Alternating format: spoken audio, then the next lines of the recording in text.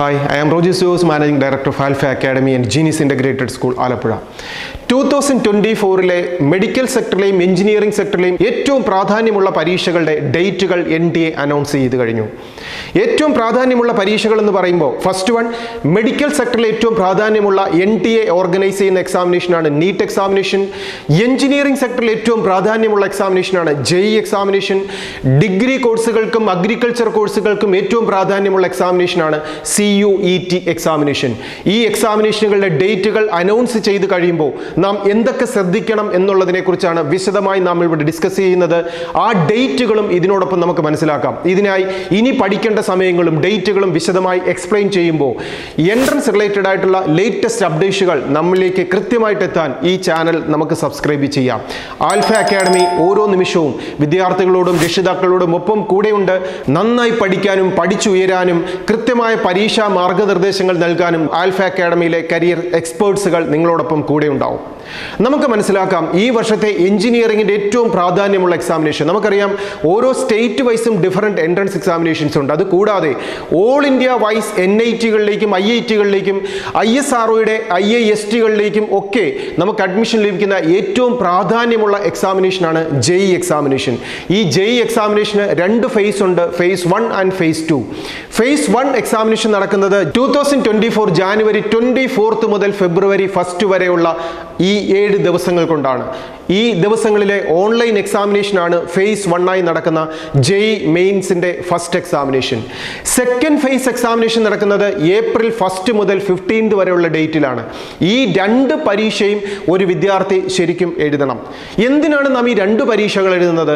ഈ രണ്ട് പരീക്ഷയിൽ ഏത് എക്സാമിനേഷനാണോ ഒരു വിദ്യാർത്ഥിക്ക് ഉയർന്ന മാർക്ക് ലഭിക്കുന്നത്, ഉയർന്ന പെർസെൻറ്റേജ് സ്കോർ ലഭിക്കുന്നത്, ഈ മാർക്കാണ് വിദ്യാർത്ഥിയുടെ റാങ്കിങ്ങിന് വേണ്ടി കൺസിഡർ ചെയ്യുന്നത്. അതുകൊണ്ട് തന്നെ എല്ലാ വിദ്യാർത്ഥികളും ഫസ്റ്റ് ഫേസ് എക്സാമിനേഷൻ നിർബന്ധമായി എഴുതണം. നമുക്കറിയാം JEE എക്സാമിനേഷന് വേണ്ടി പഠിക്കേണ്ടത് 3 സബ്ജക്ട്സ് മാത്രമാണ്, ഫിസിക്സും കെമിസ്ട്രിയും മാത്സും. 11th-ലെയും 12th-ലെയും NCERT ടെക്സ്റ്റ് ബുക്ക് മാത്രം. ഇത് നന്നായി പഠിച്ചുകൊണ്ട് JEE ഫേസ് 1 എക്സാമിനേഷനിൽ തന്നെ നമ്മുടെ 99% അല്ലെങ്കിൽ 100% മാർക്കിലേക്ക് എത്തത്തക്ക രീതിയിൽ നമ്മുടെ പരിശ്രമത്തെ വിജയ വഴിയിലേക്ക് എത്തുന്ന രീതിയിൽ ഒരു മാർക്ക് സ്കോർ ചെയ്യാൻ വിദ്യാർത്ഥികൾ പ്രാക്ടീസ് ചെയ്യുക. Second phase examination April. ആ പരീക്ഷയ്ക്ക് നമുക്ക് ഉയർന്ന മാർക്ക് ലഭിച്ചില്ലെങ്കിൽ പോലും ഫസ്റ്റ് ഫേസിൽ ഉയർന്ന മാർക്ക് ഉണ്ടെങ്കിൽ നമുക്ക് അത് നമ്മുടെ ഒരു റാങ്കിങ്ങിലേക്ക്, നമുക്കൊരു മികച്ച ക്യാമ്പസിലേക്ക്, കോഴ്സിലേക്ക് എത്താൻ നമുക്ക് ഹെൽപ്പ് ആവും.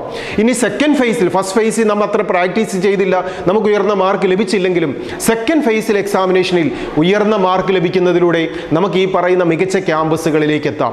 ഇനി ഇതിനോടൊപ്പം ഈ JEE മെയിൻസ് എക്സാമിനേഷൻ്റെ രണ്ട് ഫേസിലൂടെയും നമുക്ക് അഡ്മിഷൻ കിട്ടുന്ന ക്യാമ്പസിൽ ഏറ്റവും പ്രാധാന്യമുള്ള ക്യാമ്പസ് എന്ന് പറയുന്നത് NIT-കളാണ്. ഈ NIT-കളിൽ അഡ്മിഷൻ ലഭിക്കാൻ നാം JEE മെയിൻസ് എക്സാമിനേഷൻ എഴുതണം. ഇനി ഇതിനോടൊപ്പം തന്നെ ഈ ഫേസ് 1-ലോ ഫേസ് 2-ലോ നമുക്ക് ലഭിക്കുന്ന ഉയർന്ന മാർക്കും റാങ്കുമാണ് JEEയുടെ second examination, JEE advance examination എഴുതാനുള്ള ക്വാളിഫിക്കേഷൻ നമുക്ക് നേടിത്തരിക. അതുകൊണ്ട് തന്നെ എഞ്ചിനീയറിംഗ് സെക്ടറിൽ ഒരു ടാർഗറ്റ് ചെയ്യുന്ന എല്ലാ വിദ്യാർത്ഥികളും ഈ ജനുവരി മാസത്തിലും ഏപ്രിൽ മാസത്തിലും നടക്കുന്ന രണ്ട് ഫേസ് JEE എക്സാമിനേഷനും നിർബന്ധമായും അറ്റൻഡ് ചെയ്തിരിക്കണം. ഇതിനോടൊപ്പം NDA നടത്തുന്ന സെക്കൻഡ് ഇമ്പോർട്ടൻ്റ് എക്സാമിനേഷൻ എന്ന് പറയുന്നത് മെഡിക്കൽ സെക്ടറിൽ ഏറ്റവും പ്രാധാന്യമുള്ള എക്സാമിനേഷൻ നീറ്റ് എക്സാമിനേഷനാണ്. നീറ്റിൻ്റെ ഒറ്റ പരീക്ഷയിലൂടെയാണ് MBBS-ൻ്റെയും BDS-ൻ്റെയും ബാക്കി വരുന്ന മെഡിക്കൽ സെക്ടറിലെ മുഴുവൻ കോഴ്സുകളും, ആയുർവേദം, homeo, veterinary, agriculture, fisheries, forestry ഉൾപ്പെടെയുള്ള BSc നഴ്സിംഗ് ഉൾപ്പെടെയുള്ള മുഴുവൻ കോഴ്സുകളെയും ഇന്ത്യ മുഴുവൻ അഡ്മിഷൻ ലഭിക്കുന്നത് ആ സിംഗിൾ എക്സാമിനേഷനിലൂടെയാണ്. ഈ പരീക്ഷ ഇപ്രാവശ്യം 2024-ൽ NTA നടത്തുന്നത് മെയ് 5-നാണ്. ഈ 5-ന് നടക്കുന്ന 200 ക്വസ്റ്റ്യൻസ് ചോദിക്കുന്ന 3 hours 20 minutes-ൻ്റെ എക്സാമിനേഷന് നമുക്കറിയാം 3 സബ്ജക്ട്സ് ആണ് പഠിക്കേണ്ടത്, ഫിസിക്സ്, കെമിസ്ട്രി, ബയോളജി. 11th-ലെയും 12th-ലെയും NCERT ടെക്സ്റ്റ് ബുക്കുകൾ മാത്രം. ഈ 3 സബ്ജക്ട്സുകൾ ഇനി നമ്മുടെ മുമ്പിലേക്കുള്ള മെയ് 5 വരെയുള്ള ദിവസങ്ങളെ കൃത്യമായി പ്ലാൻ ചെയ്തുകൊണ്ട്, കൃത്യമായി സ്ട്രാറ്റജി മെയിൻറ്റെയിൻ ചെയ്തുകൊണ്ട് പഠിക്കാനും റിവിഷൻ നടത്താനും ഒക്കെ ഒരു വിദ്യാർത്ഥിക്ക് സാധിക്കത്തക്ക രീതിയിലാണ് NTA ഇപ്പോഴേ ഡേറ്റുകൾ അനൗൺസ് ചെയ്തിരിക്കുന്നത്. അതുകൊണ്ട് തന്നെ ഓർത്തിരിക്കുക, മെഡിക്കൽ സെക്ടറിൽ ഏറ്റവും പ്രാധാന്യം പ്രാധാന്യമുള്ള എക്സാമിനേഷൻ നീറ്റ് എക്സാമിനേഷൻ 2024 മെയ് 5 കൃത്യമായി നടക്കുന്നു. ഇതിനോടൊപ്പം ഏറ്റവും പ്രാധാന്യത്തോടുകൂടി തന്നെ NTA നടത്തുന്ന മൂന്നാമത്തെ എക്സാമിനേഷനാണ് CUET examination, common university entrance test. India മുഴുവനുള്ള ഏറ്റവും ടോപ്പ് മോസ്റ്റ് ഡിഗ്രി ക്യാമ്പസുകളിലേക്കും ഇതിനോടൊപ്പം അഗ്രികൾച്ചർ സെക്ടറിലെ അഗ്രികൾച്ചർ കോഴ്സുകൾ ഉൾപ്പെടെയുള്ള 13 ഡിഫറെന്റ് കോഴ്സുകളിലേക്കും അഡ്മിഷൻ ലഭിക്കാനുള്ള CUET എക്സാമിനേഷൻ മെയ് 15 മുതൽ 31 വരെയുള്ള ദിവസങ്ങളിലായി ഓൺലൈൻ എക്സാമിനേഷനായി നടക്കുന്നു. വിവിധ ദിവസങ്ങളിലായിട്ടായിരിക്കും നമുക്ക് ഓരോ വിദ്യാർത്ഥിക്കും അതിനുള്ള ടൈമുകൾ അലോട്ട് ചെയ്യുക. അപ്പോൾ മനസ്സിലാക്കുക, NTA നടത്തുന്ന 3 examination, JEE examination, NEET examination, CUET examination, മൂന്നിൻ്റെയും ഡേറ്റുകൾ അനൗൺസ് ചെയ്ത് കഴിഞ്ഞു. ഈ CUET എക്സാമിനേഷൻ ഒരു അഗ്രികൾച്ചർ സെക്ടറാണോ ടാർഗറ്റ് ചെയ്യുന്നത് എങ്കിൽ ഒരു വിദ്യാർത്ഥി പഠിക്കേണ്ടത് 3 സബ്ജക്റ്റുകളാണ്: physics, chemistry, biology or physics chemistry, maths or physics chemistry, agriculture. ഇതിൽ ഏതാണോ പഠിക്കുന്നത് ആ പഠിക്കുന്നതിനെ ബേസ് ചെയ്തിട്ടായിരിക്കും അഗ്രികൾച്ചർ സെക്ടറിലെ വിവിധ യൂണിവേഴ്സിറ്റികളുടെ വിവിധ കോഴ്സുകളിലേക്ക് ഒരു കുട്ടിക്ക് അഡ്മിഷൻ ലഭിക്കുക. ഇനി ഇതിനോടൊപ്പം നമുക്ക് പഠിക്കാൻ അഡ്മിഷൻ ലഭിക്കുന്ന വിവിധ ഡിഗ്രി സെൻട്രൽ യൂണിവേഴ്സിറ്റികളുണ്ട്.